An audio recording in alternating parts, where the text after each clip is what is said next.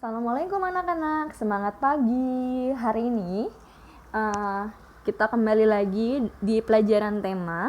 Masih di tema 1, subtema 1 di pembelajaran 4. Kalian nanti ketika sudah selesai menonton video dari Ibu, kalian bisa buka di halaman 51 yang ada gambar tari kipas Pakarena. Nah, lihat.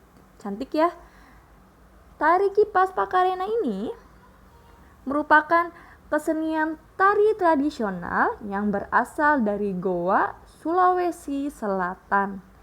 Tarian ini adalah tarian yang sudah menjadi tradisi di kalangan masyarakat Goa yang merupakan bekas kerajaan Goa. Pada zaman dahulu, saat kerajaan Goa masih ada, tarian kipas sering ditampilkan di depan para raja-raja. Nah, makna dari gerakan tari kipas ini adalah tariannya itu berputar searah jarum jam yang melambangkan siklus hidup manusia. Nah, gerakan tarian ini menggambarkan karakter perempuan Goa yang sopan, setia, patuh, dan hormat. Nah, secara keseluruhan, gerakan tarian ini mengungkapkan rasa syukur yang amat terdalam. Jika kalian penasaran bagaimana tarian Goa itu ditarikan, kalian bisa nanti nonton di YouTube, cari dengan keyword tari kipas Pakarena. Nah, di situ kalian bisa lihat dan menonton bagaimana pertunjukan dari kipas Pakarena ini. Insya Allah nanti ketika kita sudah mulai belajar di sekolah, akan Ibu ajarkan bagaimana menari tari kipas Pakarena ini. Selanjutnya kalian nanti kerjakan ya halaman 52 di paragraf 1 dan paragraf 3 di halaman 54. Nah, kalian kerjakan, kalian cari gagasan pokok dan gagasan pendukung pada bacaan tari kipas Pakarena ini. Nah, makanya sebelum kalian kerjakan, kalian baca dahulu bacaan dari tari kipas Pakarena ini. Baca dan dipahami. Setelah itu baru deh dicari gagasan pokok dan gagasan pendukungnya. Selanjutnya, nah, di sini ada gambar sapu lidi. Siapa yang punya sapu lidi di rumah? Ibu yakin kalian semua punya sapu lidi ya di rumah. Bisa digunakan untuk menyapu halaman atau bisa digunakan untuk membersihkan tempat tidur kalian. Nah, kalau di rumah ibu biasanya itu digunakan untuk membersihkan tempat tidur dan membersihkan halaman depan rumah ibu. Nah, di sini dari sapu lidi ini ibaratnya adalah kumpulan-kumpulan orang yang berbeda-beda. Nah, ketika orang yang berbeda-beda ini dari suku, bangsa, agama, bahasa yang berbeda-beda yang ada di Indonesia dijadikan satu, maka akan terbentuklah suatu kekuatan. Nah, coba bayangkan ketika kalian hanya menggunakan satu lidi, apakah bisa digunakan untuk membersihkan tempat tidur? Apakah bisa digunakan untuk membersihkan halaman? Tidak bisa ya, ketika hanya ada satu sapu lidi saja tidak bisa digunakan. Maka dari itu kita harus menggunakan banyak lidi dan diikat menjadi satu agar bisa digunakan. Ibarat seperti kalian semua yang berbeda dari berbagai macam suku, bangsa, dan agama yang dijadikan satu akan timbul suatu kekuatan. Nah, ingat peribahasa Indonesia yaitu Bhinneka Tunggal Ika, berbeda-beda tetapi tetap satu jua. Nah, pada zaman dahulu, pada saat era kolonial Belanda, saat Indonesia perang melawan Belanda, dari berbagai macam suku, bangsa, dan agama menjadi satu untuk berperang melawan Belanda, yang pada akhirnya kita menang dan bisa merayakan kemerdekaan. Nah, itu juga salah satu bentuk dari persatuan Indonesia.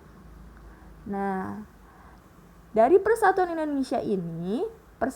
ini kita juga dapat belajar untuk saling menghormati, menghargai, saling menolong, membantu, dan lain sebagainya agar bisa terciptanya satu persatuan. Kita seharusnya tidak merasa egois, tidak mementingkan diri sendiri, tidak membuat suatu keributan yang menimbulkan perpecahan. Kita seharusnya tidak seperti itu. Karena ketika kita selalu membuat perpecahan, membuat permusuhan, tidak membantu, tidak menolong, egois, nah itu bisa dapat membuat persatuan di Indonesia menjadi hancur. Nah, maka dari itu kita harus saling menjadi satu, harus saling menolong walaupun kita berbeda agama, berbeda bangsa, suku, dan bahasa. Ya, ini adalah salah satu pelajaran yang dapat kita ambil dari cerita Sapu Lidi. Satu tidak bisa digunakan, tapi ketika dijadikan satu akan bisa digunakan. Sama seperti ketika kita sendiri, kita akan tidak kuat, tapi ketika kita bersama dan bersatu bersama teman-teman kita yang lain, kita akan menjadi kuat. Nah, itu adalah ceritanya. Nah, jika sudah kalian baca di halaman 55 dan 56 kalian, Ibu mau kerjakan sikap apa saja yang menunjukkan persatuan dan kesatuan. Kalian bisa sebutkan contoh-contohnya. Apa saja sih sikapnya? Misalnya sikap saling menghargai.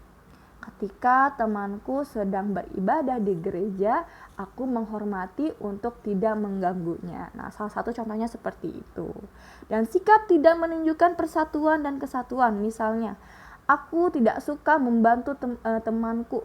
Nah, sikapnya itu sikap tidak menolong. Nah, sikap tidak menolong itu menunjukkan sikap yang tidak menunjukkan persatuan dan kesatuan. Nah, di sini kalian tulis saja contoh-contoh lain sikapnya seperti apa, nanti kalian tulis di buku tema kalian masing-masing. Selanjutnya, kalian juga kerjakan di halaman 57 yang 2 ini. Kalian jelaskan menggunakan bahasa kalian sendiri bagaimana sih menurut kalian sikap persatuan dan kesatuan itu. Nah, juga kalian ceritakan apa yang terjadi jika tidak memiliki sikap persatuan dan kesatuan. Kalian tulis di sini, kalian kerjakan. Ibu harap kalian bisa tetap semangat walaupun belajarnya masih di rumah, walaupun mengerjakan masih di rumah. Nanti insya Allah akan Ibu nilai ketika Ibu suruh kalian untuk mengumpulkan buku. Dan Ibu harap juga kalian bisa menyicil tugas yang Ibu berikan. Jadi ketika Ibu berikan tugas, kalian langsung mengerjakan. Tidak ketika bukunya itu mau dikumpulkan baru dikerjakan tugasnya. Tidak seperti itu ya nak. Jadi tugasnya itu dicicil sedikit demi sedikit. Nanti ketika waktunya sudah mulai tiba untuk dikumpulkan, kalian tidak akan pusing untuk mengerjakan semuanya. Bisa? Untuk selalu semangat? Pasti bisa ya. Terima kasih sudah menonton video ini. Sampai berjumpa di video selanjutnya. Assalamualaikum warahmatullahi wabarakatuh. Tetap semangat. Dadah.